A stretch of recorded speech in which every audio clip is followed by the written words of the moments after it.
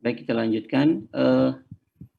Yang kedua, fungsi dari perencanaan itu adalah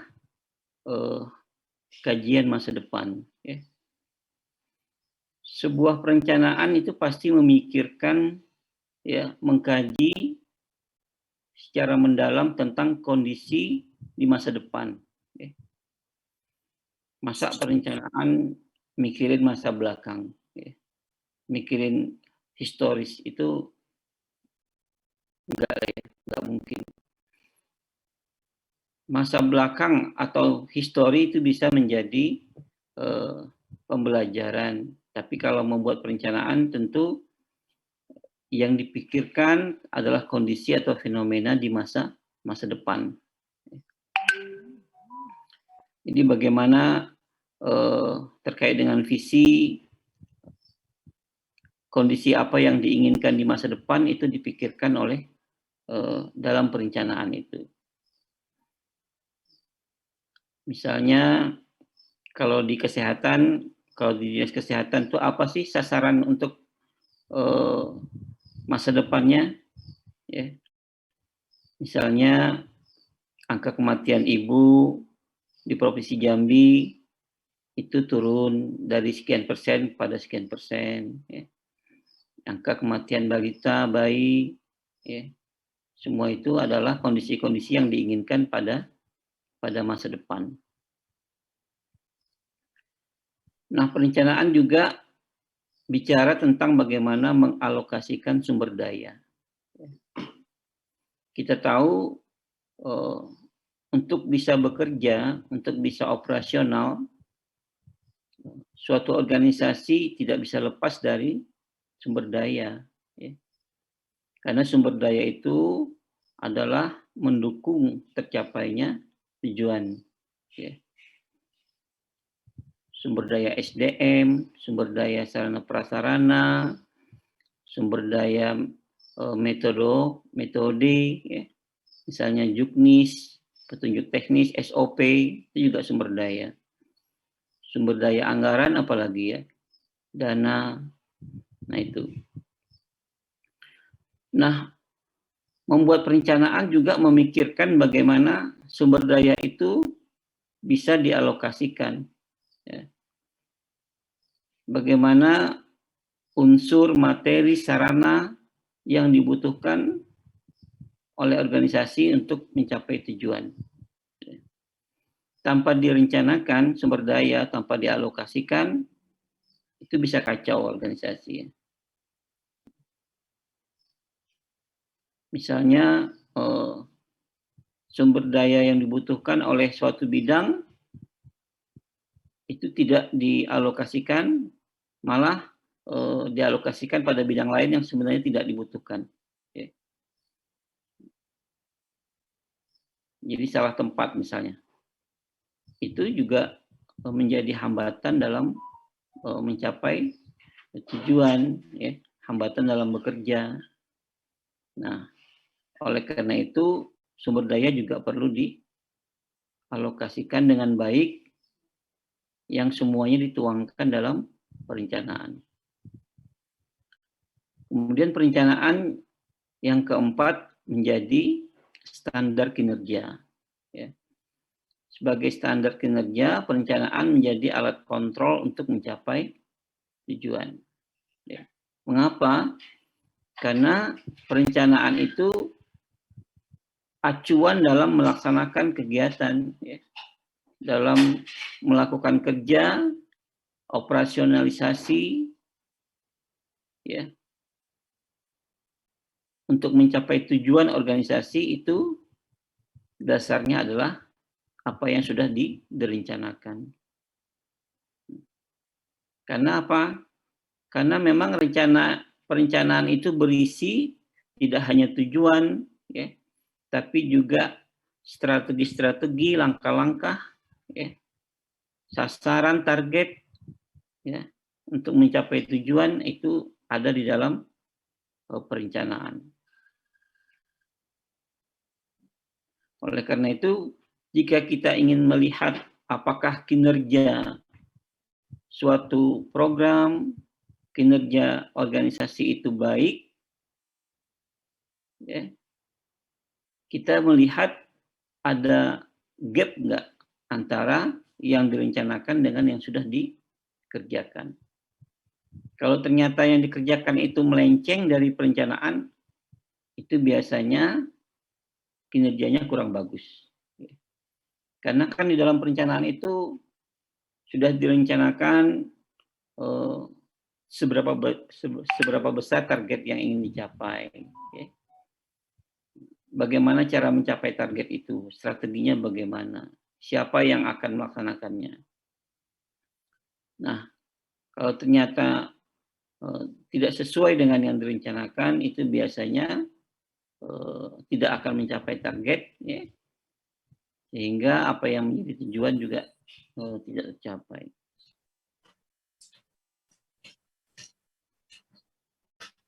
Termasuk juga perencanaan itu menjadi alat kontrol, ya, pengawasan.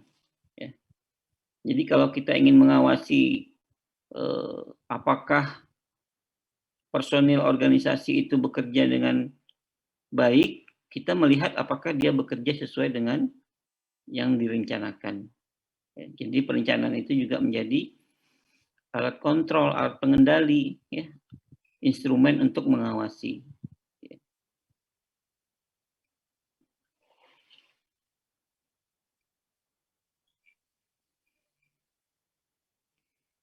Nah, kalau kita bicara tentang analisis SWOT yang merupakan bagian dari analisis situasi, itu memang tidak bisa lepas dari perencanaan, ya, yang apalagi perencanaan yang sifatnya strategis jangka panjang. Ya. Karena perencanaan strategis itu secara definisi menurut Duncan suatu proses yang digunakan untuk menelaah situasi dan mengembangkan tata cara pengambilan keputusan dalam organisasi.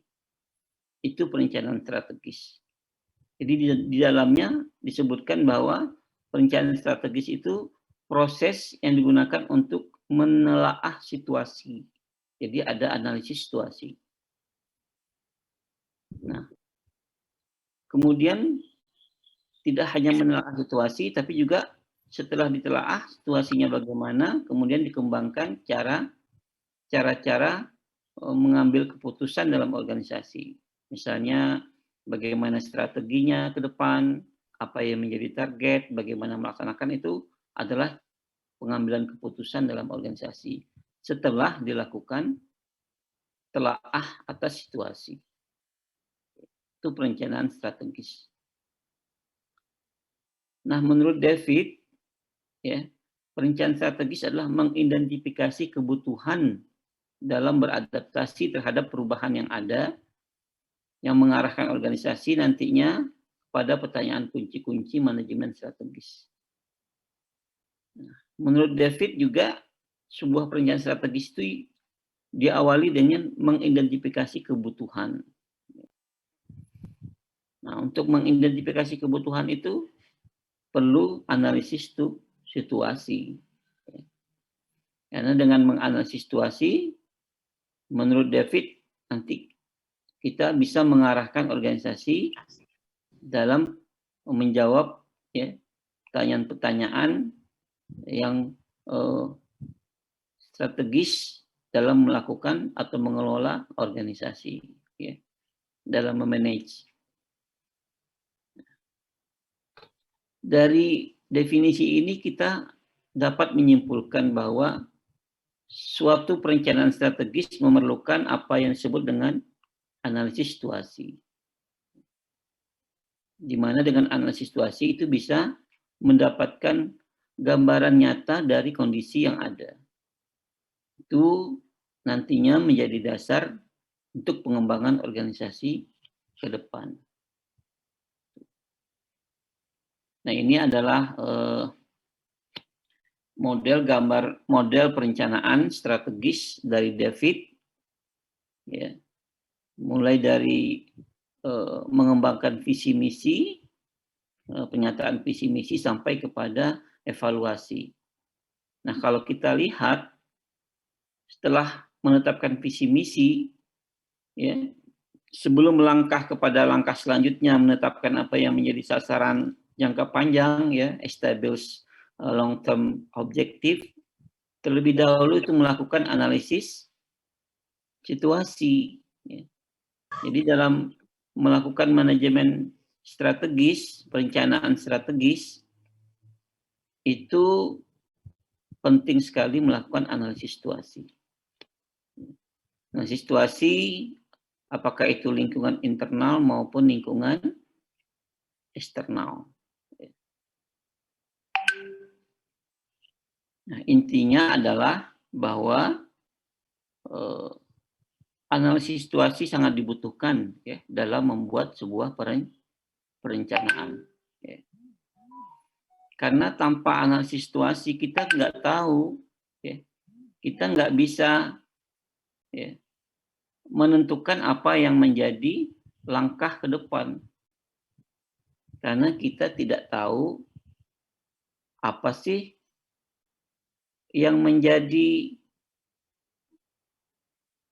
kekuatan, ya, dari organisasi, apa sih yang menjadi kelemahan kita, peluang-peluang apa yang bisa kita peroleh, tantangan apa yang akan kita hadapi,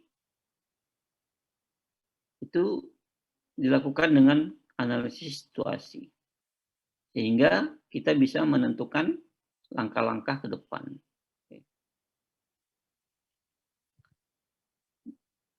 Dalam kehidupan sehari-hari juga begitu. Ya. Kita ingin melakukan kegiatan apa? Ya. Mau belanja aja lah kalau cewek-cewek. Mau beli bedak misalnya, kosmetik. Tentu kita melakukan analisis situasi dulu. Ya. Apa itu? Biasanya kita memilih bedak. Ya. Bedak apa yang kira-kira cocok dengan wajah kita. Ya. Saya lihat kalau istri saya beli bedak pakai nomor-nomor gitu, ya. Nomor, ada nomornya. Kadang dicek dulu nomor itu dengan warna kulit dan sebagainya, seperti itu, ya. Kalau saya lihat sih. Selain itu juga lihat dulu duit uangnya, ya. Dianalisis dulu situasi kita punya uang apa enggak, ya. Kalau uangnya cukup bisa beli yang merek-merek mahal misalnya.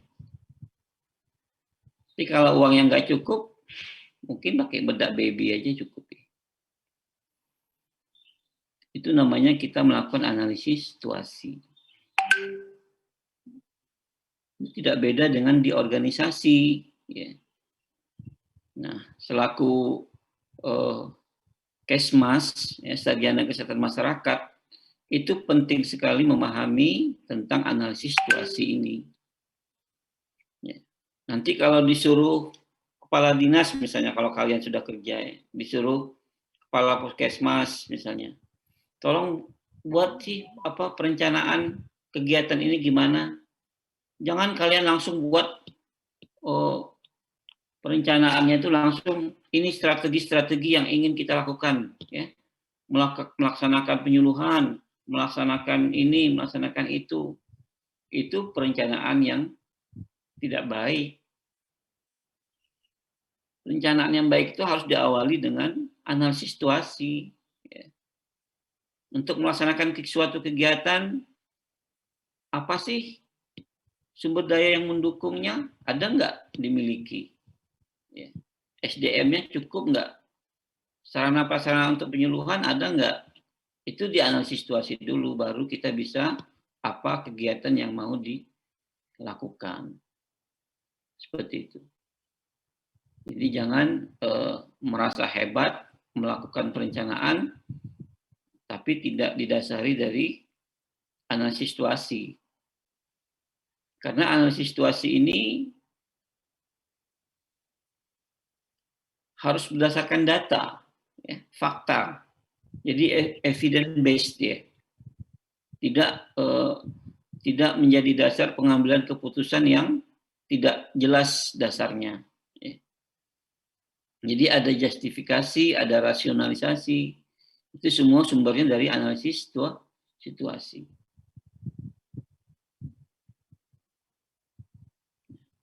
Ini kalian semester 4 ya? Apa semester 4 ya?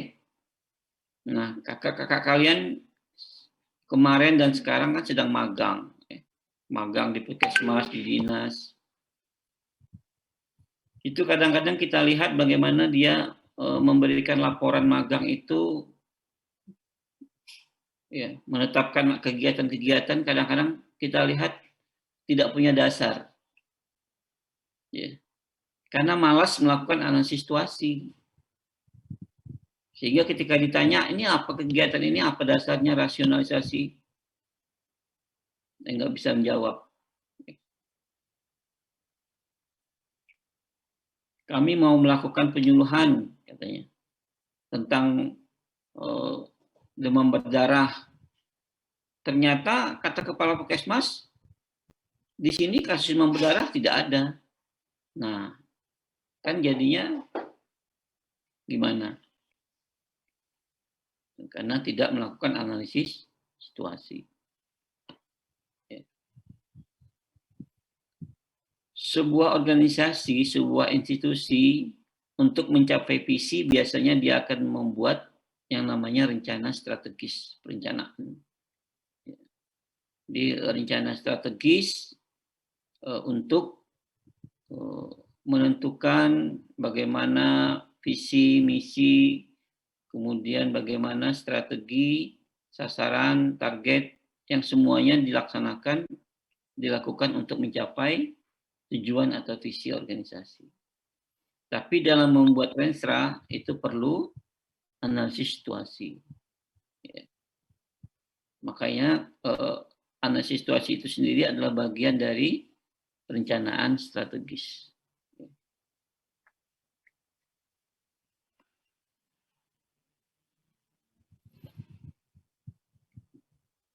Nah, masih dalam analisis situasi, ya, dengan analisis situasi itu merupakan dasar, ya, atau langkah awal, ya. Dengan kita melakukan analisis situasi, maka kita bisa tahu apa yang harus kita lakukan ke depannya. Karena dengan analisis situasi kita bisa melihat bagaimana kemampuan kita ke depan, ya. Apa saja kekuatan yang kita miliki, apa kelemahan kita, apa yang menjadi faktor penghambat, apa yang menjadi faktor keberhasilan. Sehingga ke depannya kita tahu mau melakukan apa. Itulah pentingnya analisis situasi. Selain itu, analisis situasi juga selain memberi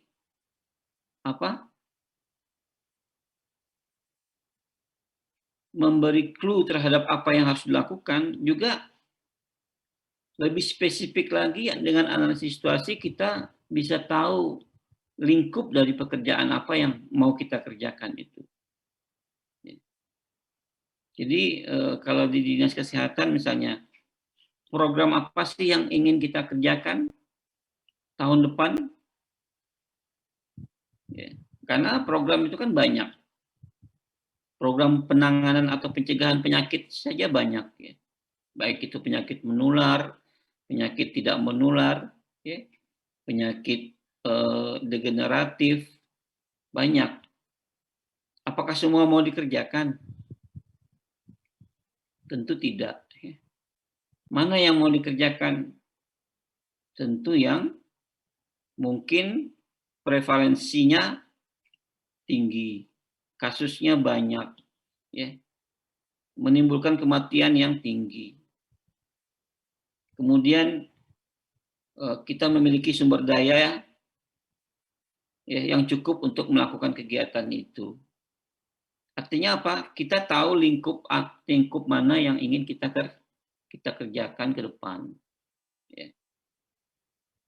Oh, tahun depan kita membuat program pencegahan DWD karena kasusnya naik.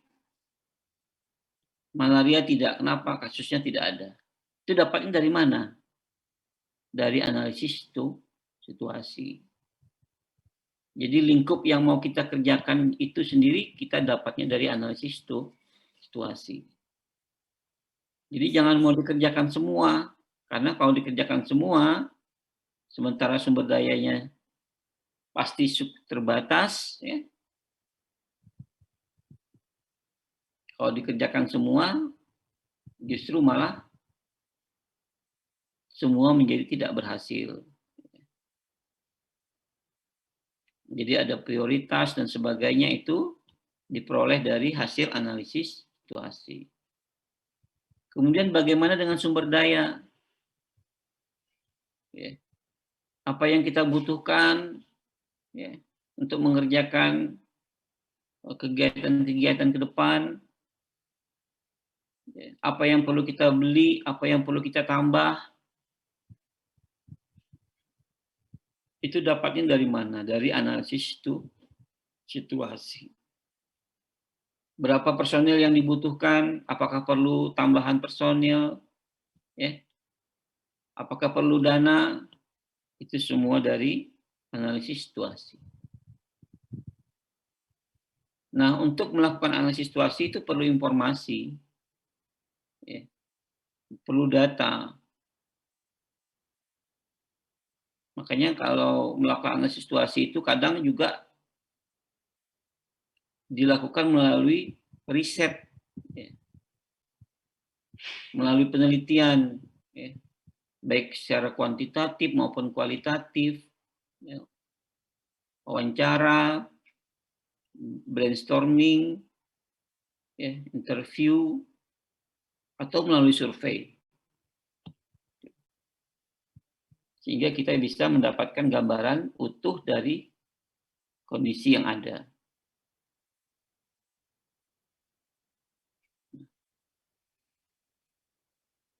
Kemudian analisis situasi itu bisa saja digunakan untuk memecahkan sebuah masalah. Ya. Nah, itu disebut dengan analisis yang berorientasi kepada masalah. Jadi problem based analysis. Kemudian juga ada analisis situasi yang berorientasi pada bagaimana pengembangan ke depan, ya. Strategi apa yang akan dipakai untuk upaya pengembangan, ya. Apakah itu organisasi atau apapun ke depannya. Itu dengan menggunakan analisis SWOT. Jadi analisis SWOT ini lebih fokus kepada upaya-upaya yang berorientasi bagaimana pengembangan ke depan. Tidak hanya sekedar untuk memecahkan masalah, ya, tapi pengembangan ke depan. Walaupun dalam pengembangan itu juga kita tentu ada upaya-upaya untuk memecahkan masalah-masalah, tapi dia lebih luas.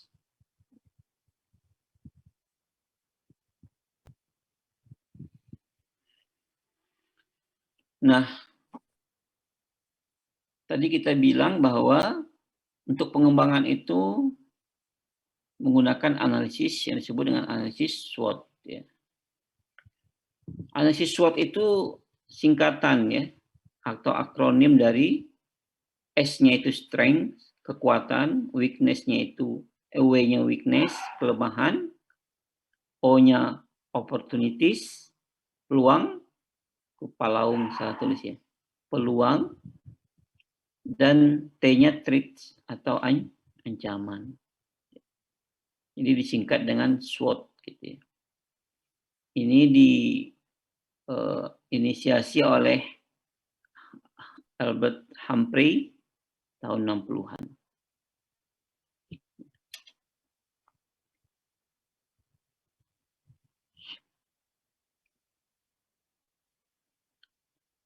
Definisi dari SWOT, ya, menurut Kotler adalah evaluasi terhadap keseluruhan kekuatan, kelemahan, peluang, dan ancaman, ya, dari organisasi maksudnya.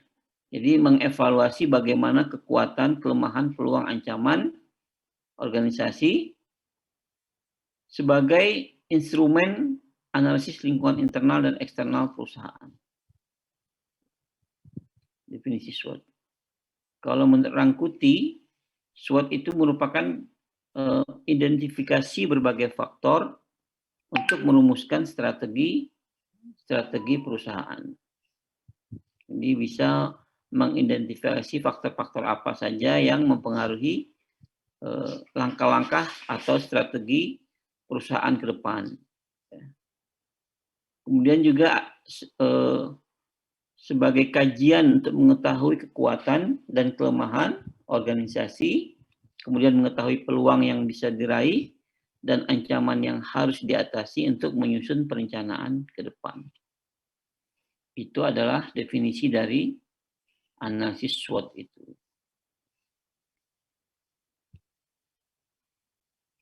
Analisis SWOT itu digunakan untuk merumuskan strategi dan kebijakan, ya. Baik itu dari tingkat level yang tinggi sampai kepada tingkat yang rendah. Ya. Jadi strategi untuk merumuskan kebijakan dan strategi itu bisa dilakukan dengan menggunakan analisis SWOT sebagai langkah awalnya. Analisis SWOT itu bukan tujuan, ya. Dia hanya alat saja. Ya. Jadi bukan tujuan. Kemudian analisis SWOT merupakan salah satu dari banyak teknik, ya, banyak teknik yang membantu untuk membangun posisi untuk implementasi ke depan. Jadi intinya adalah bahwa analisis SWOT itu merupakan alat, ya, atau instrumen yang membantu mendeskripsikan, menggambarkan posisi dari organisasi untuk bisa merekomendasikan bagaimana strategi dan kebijakan-kebijakan organisasi ke depan.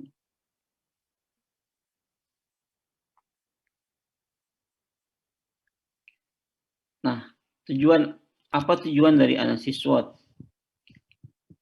Pertama adalah mengidentifikasi kondisi internal dan eksternal yang terlibat sebagai input untuk merancang proses sehingga berjalan optimal, efektif, dan efisien. Jadi dalam analisis SWOT itu tujuannya adalah bagaimana bisa mengidentifikasi kondisi organisasi, baik itu dari sisi kondisi internal maupun dari kondisi eksternal. Dan itu menjadi input untuk merancang bagaimana implementasi organisasi ke depan, bagaimana proses organisasi itu bisa dilaksanakan, ya, secara efektif dan efisien. Kemudian menganalisis kondisi yang bisa menghasilkan sebuah rencana atau mengetahui kelebihan kekurangan organisasi kompetitor. Jadi dalam melakukan analisis SWOT juga kita bisa melakukan upaya-upaya untuk mengetahui bagaimana sih kelebihan atau kekurangan dari pesaing organisasi.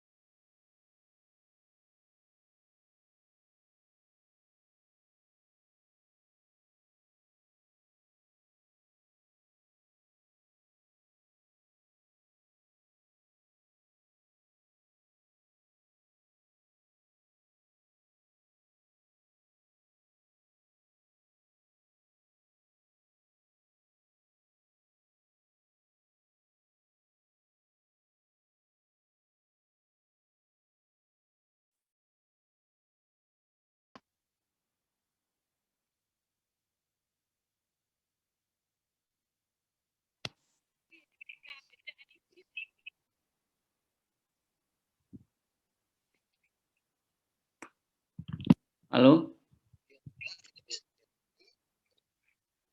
Ya, Pak.